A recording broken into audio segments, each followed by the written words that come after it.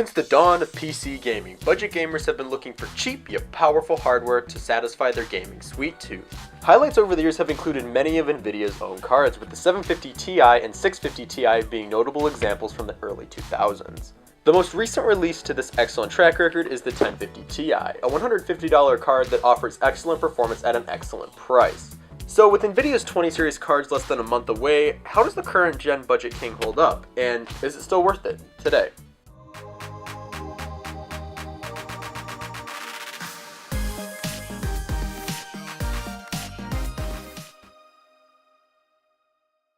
So like we've mentioned before, Nvidia has a track record of impressive budget performance. While cheaper cards, specifically the GT 1030, are available and offer decent performance, they don't really run what we would be considered satisfying for AAA games, and because of that we will be excluding it from this comparison.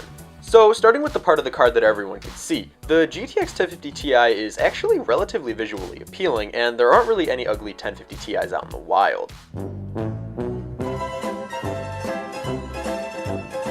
But that definitely isn't to say that there aren't some oddballs. Gigabyte's low profile and Zotac 1050 Ti minis are both still 1050 Ti's, but in smaller form factors that should speak worlds to the versatility of this card. Overall, the 1050 Ti sips power only drawing from the PCIe slot, meaning no external power connector is required, which is a nice feature, especially if you're using a small form factor case or upgrading a pre-existing computer.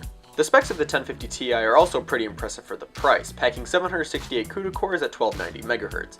The 1050 Ti is easily overclocked depending on the model, and I've gotten this card here to run at above 1.4 GHz. Mileage will vary, of course. Memory configuration is no slouch here either, with 4GB of GDDR5 on a 128-bit bus, giving the 1050 Ti about 112 GB per second of bandwidth.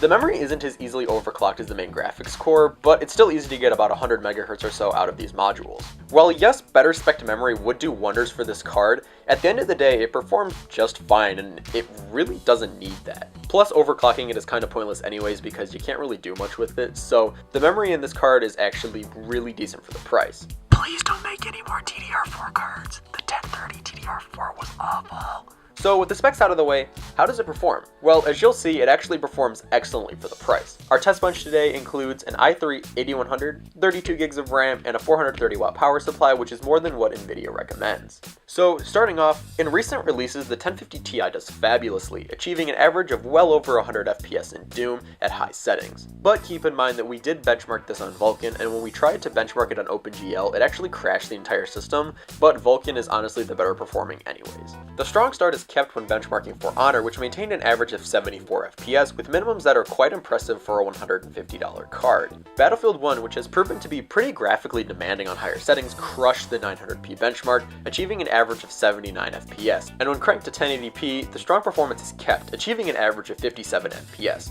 But at high settings at 1080p, I feel like 57 FPS is actually really good for a $150 card.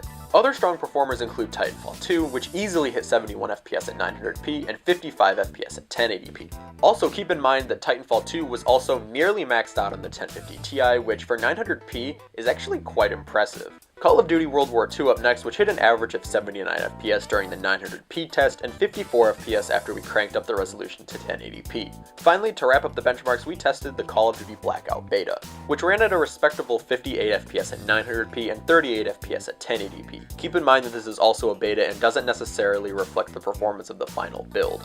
So from these performance metrics, the 1050 Ti doesn't really seem that impressive when looking at the 1080p performance, and in all honesty, it really isn't. But where this card excels is at 900p. As you've seen in all the benchmarks, the 900p benchmarks are actually significantly better than the 1080p benchmarks, and this honestly makes sense because you're lowering the resolution. But if you're playing on a 1080p monitor, 900p will not look as good, but it will look close enough to 1080p. And for me personally, 900p is the sweet spot because I enjoy performance while also not compromising too much visual quality. But keep in mind that this is a $150 card aimed at the mid-range market, so of course it won't be pushing 4K 60 FPS. But what it does deliver is excellent 1080p and 900p performance at an excellent price. Realistically, if you're looking for lots of power at this price point, first off, you're looking at the wrong price point, but secondly and more importantly, the used market is also an excellent place to find used graphics cards that are way more powerful than the 1050 Ti. But on the flip side of that, if you're looking for something that's new, cheap, and supports all of Nvidia's latest tech, you're looking at your next card right here. Furthermore, if you're stuck between buying this card and an older GPU, let's say the 750 Ti, this card is far superior to the old Kepler and Maxwell cards. And if you're still on a Fermi card, at this point you might just want to upgrade because the 20 series cards are coming out, so the Pascal cards are going to get quite a bit cheaper. So honestly, right now might be the time to start looking for other 10 series cards, not just the 1050 Ti. So, conclusion then.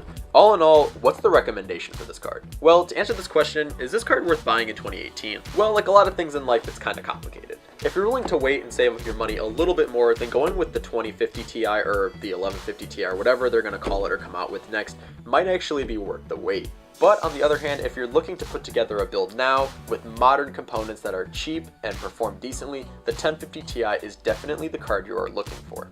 So to wrap it up, the 1050 Ti is an excellent budget card that definitely continues the precedent set forth by the 750 Ti all those years ago. For $150, you can't really go wrong with this card, and for budget builds, we cannot recommend this card enough. Thank you for watching, and if you enjoyed this video, don't forget to subscribe and click the bell icon to be notified about all our future uploads. And if you liked what you saw, leave a like and tell us in the comments what you think of the 1050 Ti. Is it worth the price, or is it worth just waiting, and what experience have you had with the card? We can't wait to hear what you guys think of the 1050 Ti, because for us personally, the 1050 Ti is one of the best budget cards we've ever reviewed. So thanks again for watching, and I'll catch you in the next video. There are spiders on the ground. I'm gonna go this way.